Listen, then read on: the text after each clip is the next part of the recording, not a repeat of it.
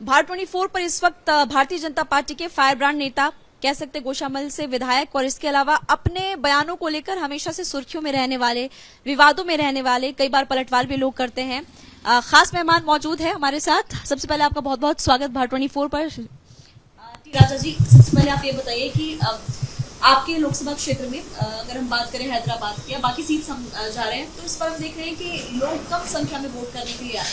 तो मैं चाहती हूँ सबसे पहले आप वोट की अपील लोगों से करें कि ज्यादा से ज्यादा संख्या में आप आए। देखिए, मेरा पहला वोट जब मैं सवेरे डाल कर आया हूँ, तभी हमने जनता को निवेदन किया था कि किसी भी हाल में अगर आप सवेरे 7:30 से अगर आप अपने अपने बूथ पर जाते हो तो धूप निकलने से पहले लगभग वोटिंग हो जाती है।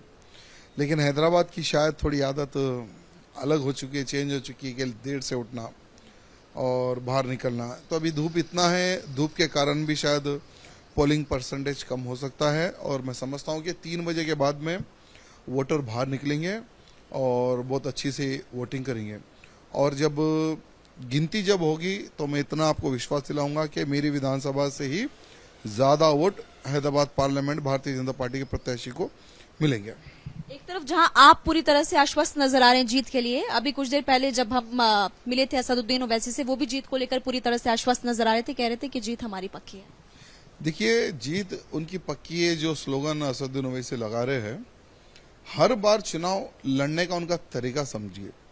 हर बार तेलंगाना में किसकी भी सरकार बनती है तो उनसे दोस्ती करना और मौके का फायदा उठाना। इस बार भी लगभग बूथों पर हिंदुओं के वोट बुरके डाल बुरके पहनकर वोट डाले जा रहे हैं, बोकसिंग की जा रही है। यहाँ की सरकार असदुद्दीन ओवैसी के सपोर्ट में है, यहाँ की पुलिस असदुद्दीन ओवैसी के सपोर्ट में है। लगभग बूथों में कैप्चरिंग करना, बोकसिंग करवाना, हर बार तो यही करते आए हैं, जीतते आए हैं और इस बार भी वही वो काम कर रहे हैं। हैदराबाद सीट पे काफी लंबा कब्जा उनके पूरे परिवार का रहा है, तो कुछ तो वो काम करते होंगे। देखिए, कुछ तो काम नहीं करते, हिंदू और मुसलमान को लड़ाते हैं। दोनों भाइयों का यही काम है। और सचमुच में अगर मुसलमानों के सबसे बड़े कोई दुश्मन बीजेपी नहीं है, असदुद्दीन ओवैसी, अकबरुद्दीन ओवैसी है। 40 साल से हैदराबाद पार्लियामेंट में इनका कब्जा है।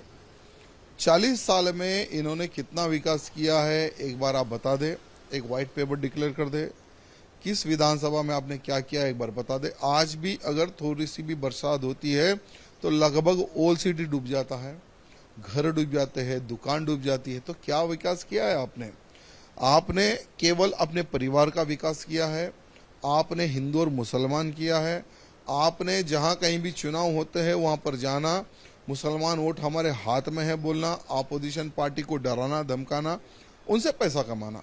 अगर आप हमें पैसा नहीं दोगे तो हम हमारा कैंडिडेट खड़ा करेंगे जिससे माइनॉरिटी वोट आपकी पार्टी को नहीं गिरेगा और इसका लाभ बीजेपी को होगा। ऐसा डरा धमका के पैसा वसूलना, पैसा कमाना, यही असदुद्दीन ओवैसी, अकबरुद्दीन ओवैसी की नीति रही है। क्योंकि आप यहाँ पर हिंदू मुसलमानों को लड़ाने की बात जैसे आप कह रहे हैं कि वो करते हैं, 15 सेकंड वर्सेस 15 मिनट खूब चर्चा में रहा, इस पर कुछ कहेंगे आप?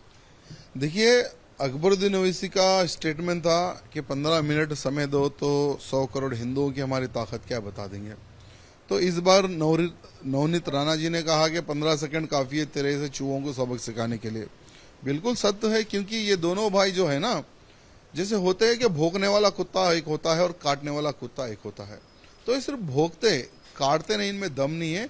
ये सिर्फ पब्लिक में, जनता में ही ये लोग सिर्फ स्टेटमेंट देते हैं।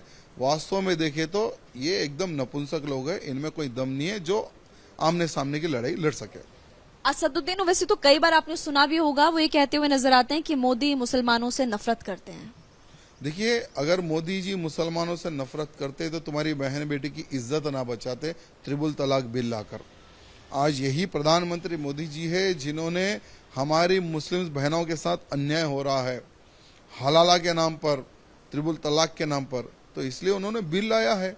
मुस्लिम्स अगर सचमुच में किसी को अगर वोट डालना है तो बीजेपी को ही डालना है, मोदी जी को जिताना है। लेकिन जिसको हलाल पे विश्वास है, जिसको त्रिपुल तलाक में मजा आता है, हर बार नई शादी नई दुल्हन अगर जिसको चाहिए, वो तो मोदी जी के खिलाफ ही वोट करेंगे। अच्छा, कुछ लोग ये भी कहते हैं, कुछ लोगों का आप पर ये भी आरोप है कि आप मुस्लिम विरोधी बयान देते हैं। हम धर्मद्रोहियों के ऊपर बात करते हैं।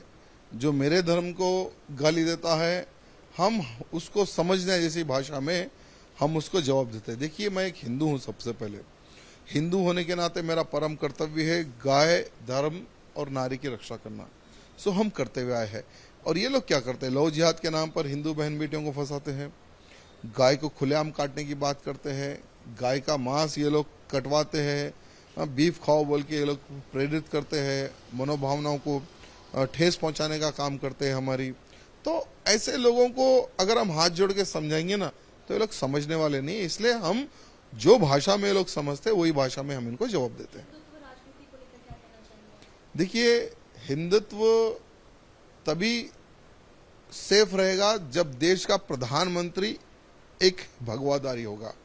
और आज जनता को ये विश्वास आ चुका है कि करप्शन वाली कांग्रेस हमें नहीं चाहिए, हिंदू विरोधी वाली कांग्रेस हमें नहीं चाहिए, भगवादारी प्रधानमंत्री में चाहिए। जो राम को लाया है हम उसको लाएंगे, जो कृष्ण को लाएगा हम उसको लाएंगे, जो काशी में लगे हुए कलंक को जो मिटाएगा उसी को हम लाएंगे। ये मैं नहीं, आज पूरा हिंदू समाज एकजुट होकर मोदी के समर्थन में वोट कर रहा है।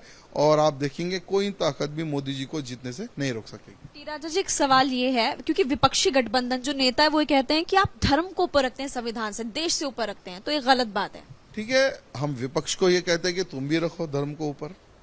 जैसे विपक्ष ये भी कहता है कि राम के नाम पर वोट मांग रहे हैं लोग, तो ठीक है, तुम हमारे कृष्ण जी के नाम पर वोट मांगो या काशी के ऊपर वोट मांगो।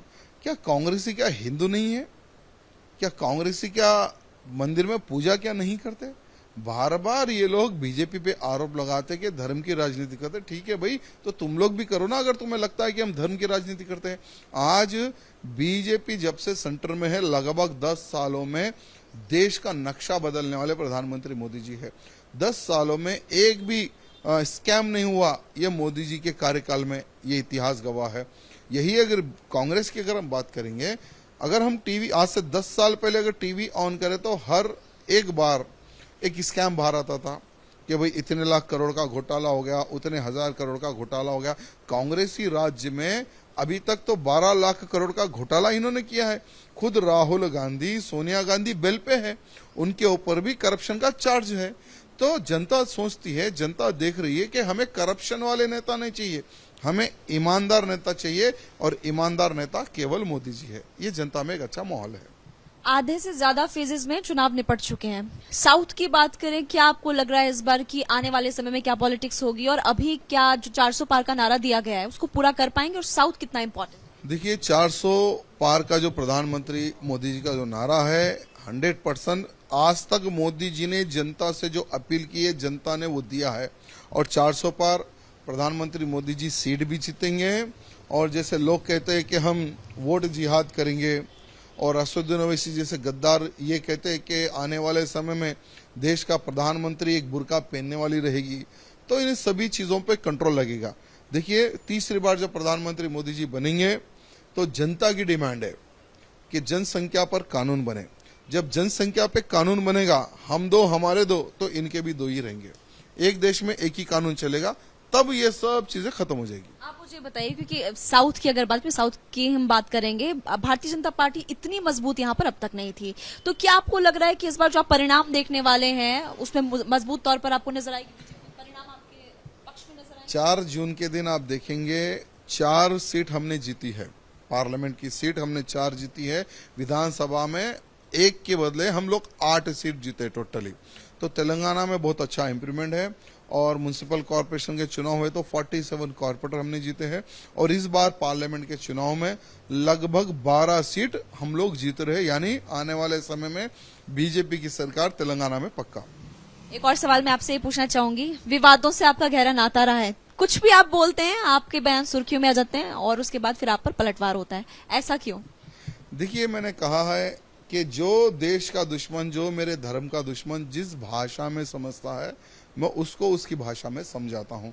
कुछ लोगों को पसंद नहीं आता, केस करते हैं, और जिसको पसंद आता है वो लोग मुझे आशीर्वाद देते हैं। अब जैसे कल मेरी एक नासिक में सभा है, मैं समझता हूँ उसमें भी बहुत सारी चीज़ें निकाल कर वो लोग प्रेजेंट करेंगे। देखिए, मैं दुश्मनों के बारे में सोचता नहीं, मेरे धर्म के लिए जो अच्छा है, मेरे हिंदू समाज के लिए जो अच्छा है, वो मैं काम करता हूँ। राम मंदिर महत्वपूर्ण मुद्दा रहेगा इस चुनाव में? बिल्कुल महत्वपूर्ण मुद्दा रहेगा। इसलिए जनता ये कह रही है कि जिसने राम को लाया है हम उसको लाएंगे। एक बहुत अच्छा वातावरण तो बना हुआ है।